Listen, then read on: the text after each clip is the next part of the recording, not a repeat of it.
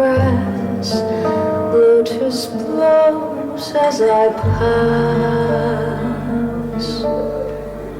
Leaves rustle gently and trees give me shade as I pass.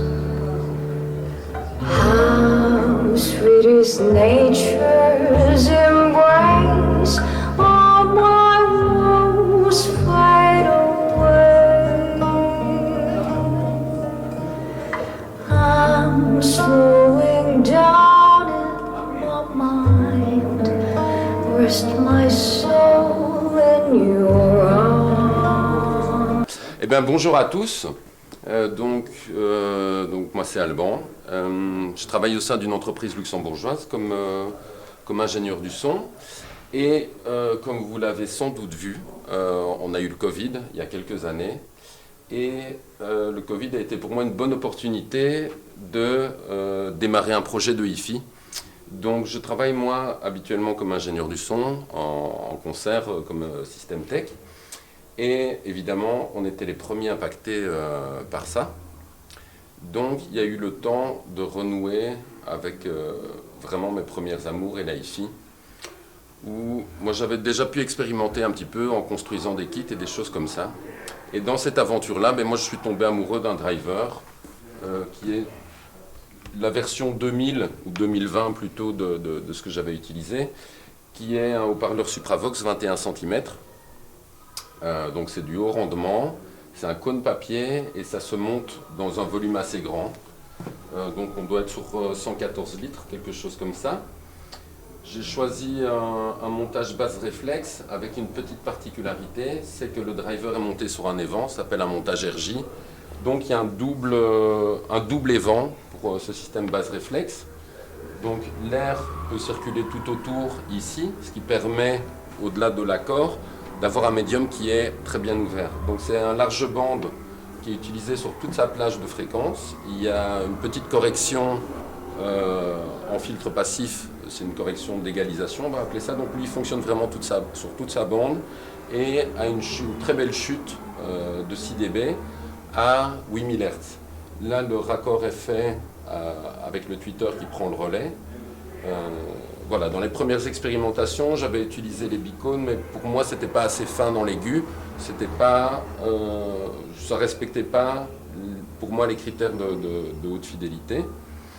Donc, ce qui va se passer avec un large bande comme ça, qui monte à 8000 Hz, c'est qu'on va avoir un son assez directif, qui a l'avantage pour moi, je trouve en tout cas, de amener le premier plan sonore très à l'avant. Donc une voix, typiquement, ou un instrument solo qui va être mixé devant, en fait il va vraiment sortir de la ligne avant des haut-parleurs pour venir vraiment devant l'auditeur. Ce qui va être très chouette, parce qu'après tout ce qui est mixé plus en arrière, toutes les ambiances, toutes les reverbs, tout ça, on va avoir un très beau plan sur la profondeur. Et c'est ce qui, pour moi, fait en partie la magie de ce système. L'autre magie, c'est ou ce que les gens apprécient beaucoup, en tout cas, et moi le premier, c'est qu'on a un haut-parleur qui est très vif, qui est très clair, qui est très détaillé, mais qui est très musical en fait. Donc par exemple dans le processus, moi je l'ai comparé, ce haut-parleur, avec des haut-parleurs de studio. Donc sur les grosses consoles, tout ça on a les switches sur les SSL, sur les Nives, on a les switches ABC pour passer d'une écoute à l'autre.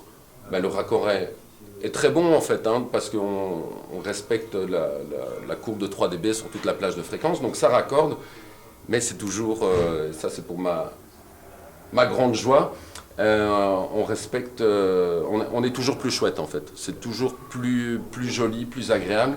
Il y a un côté où la musique est très détaillée, très lisible, on sent bien toutes les couches de mix différentes.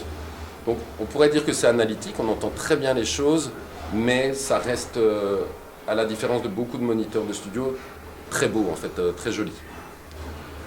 Donc tu as mis tout ton cœur dans la conception de tes enceintes. J'ai mis tout mon cœur dans la conception des enceintes, et même c'est le cœur du projet, parce que vraiment, avec les premières enceintes que j'ai créées, je suis parti avec ce driver, mais le driver des années 70, le 215 SRTF de Supravox, et je suis vraiment tombé amoureux du cône papier en fait. Et c'est vraiment ça que j'ai voulu garder tout au long du projet. Voilà. Après, ce qui est très chouette à travailler avec le haut rendement, c'est que ça peut se charger sur des petits amplis à tubes, donc ça convient à beaucoup de monde.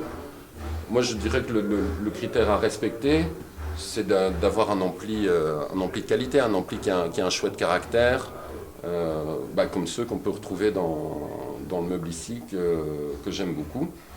Et du coup, tu as créé ta marque. Du coup, j'ai créé ma marque. Donc, comme je l'ai dit tout à l'heure, moi, je suis employé au sein d'une boîte luxembourgeoise. Donc, tout est fabriqué, développé, assemblé au Luxembourg. Et voilà, la marque, c'est Home. Ici, c'est notre premier modèle Origine. Et là, disons qu'on est au stade vraiment du développement commercial de ce produit-là et de cette marque. C'est d'ailleurs mon premier salon. Et tu penses commercialiser tes produits dans combien de temps? Mais les produits sont déjà commercialisés. Donc nous, on a commencé par de la vente directe. Donc je pense qu'ici, on doit être à la 14e paire qui est terminée ou prête à vendre ou à tourner en démo. Et maintenant, on va plutôt être sur de la recherche pour la distribution et pour la vente en magasin en fait. Et actuellement, le prix de vente de ton enceinte? Alors le prix de vente de cette version-ci, donc il y a une version chaîne complète, donc face avant, côté en chaîne. Ici à Luxembourg, on est aux alentours de 7 900 €, TVA incluse. Et on a donc plusieurs versions. Il y a une deuxième qui est là-bas, où le dessus, les côtés sont en plaquage APL noir. Et on a aussi une version laquée blanche. Et on aussi, fonction des finitions, donc entre 7 900 au départ et 8 300, 8 400 € maximum. La paire. La paire, bien sûr, ouais. Merci Alban. Avec plaisir. Bon salon. Merci.